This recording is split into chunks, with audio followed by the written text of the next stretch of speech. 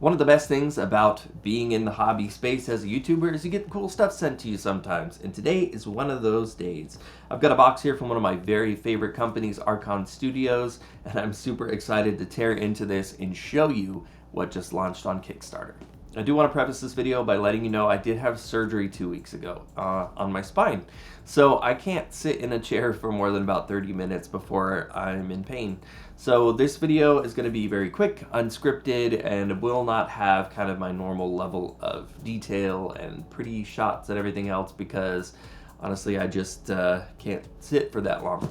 So what we're going to do is just take a look at what I've got here in the box and give you my opinions on it and maybe help you make a more informed decision if you're kind of on the fence about jumping in on the Kickstarter. So as of yesterday, the Kickstarter for the new Dungeons & Lasers Caves terrain has dropped, and they have a bunch of really cool terrain tiles and all of that. And again, this is the super high impact polystyrene, like great molded kits that we've come to expect from Archon. I think in terms of plastic kits, they're one of the very best manufacturers out there. They're my personal favorite company when it comes to this stuff. And while I love GW models, I think in terms of terrain and the value for quality and all of that, they are pretty much impossible to beat at this point. So while I'm not paid to make this video, maybe I'm a little bit biased because I just like their stuff. I support it. I backed every one of their Rampart Kickstarters and all of that even before I got into doing this. So I've been a fan for a while. Now, one of the things that's really exciting about this terrain, though, for this particular Kickstarter is they're offering pre-painted sets. And the interesting thing here is that it's actually pre-painted on the sprue. And this was initially a concern for me because I'm thinking, well, it makes sense from like a production standpoint to keep it on the sprue. You can knock it out quickly, saves the step of having to clip it out. But what happens when you clip it out? Are there going to be blemishes? Are there going to be spots where the plastic is showing through? And it looks like they've actually had a pretty clever fix to this in that the actual plastic itself is colored. And so it kind of matches whatever theme there is. So when you snip it, it already kind of hides that because you can see they didn't even actually have to paint the sides. They literally just paint, you know, the fronts or the tops and let the sides just be whatever color the plastic is. So that's a pretty ingenious way to hide that. I also like, you know, I've got a bunch of pre-painted terrain sets from like GameFound and other companies. And typically what you notice is this sort of quick, usually 1 or 2 colors, just enough to get it, you know, playable. Usually it's a lot of dry brushing or washing or stuff like that. And it definitely looks like that's kind of the case here, although even in the rocks, you know, we've got a nice like 2 to 3 different colors here. They've also got different colors of water. And the one thing I like is that on the lanterns and stuff, they've even added a little bit of OSL. And you'll notice even on like the little wall pieces and stuff like that, they even continued that OSL type effect onto those wall pieces, which is a nice touch.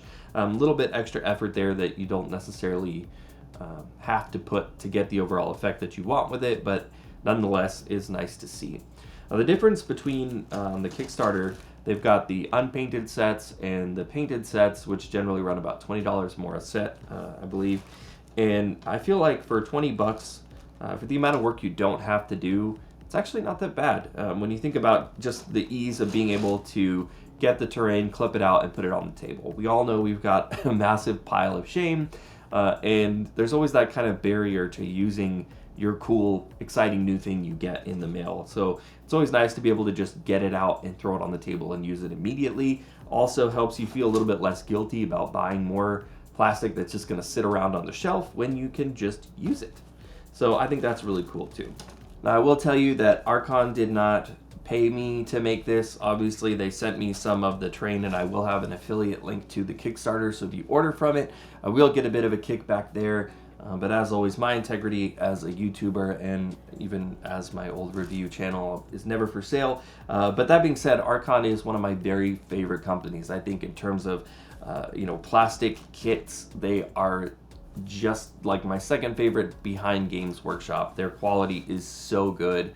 Their terrain kits and even their minis are some of the best in the business. So there's no question there already about what the quality of these kits is going to be. And more of just wanted to look at, this is one of the first, if not the first campaign of theirs where they've had pre-painted terrain. And so that's the one thing I really want to focus on the most in this is the pre-painted aspect. Anyways, guys, that's it for this one. If you enjoyed this video, of course, you know what to do. You can like, follow me, all that great stuff. I also do have that referral link down in the description, so if you want to back this Kickstarter and you want to support me as well, you can follow that link. I would greatly appreciate it. But as always, guys, thank you so much for watching. Support your local game stores, and I will see you in the next one.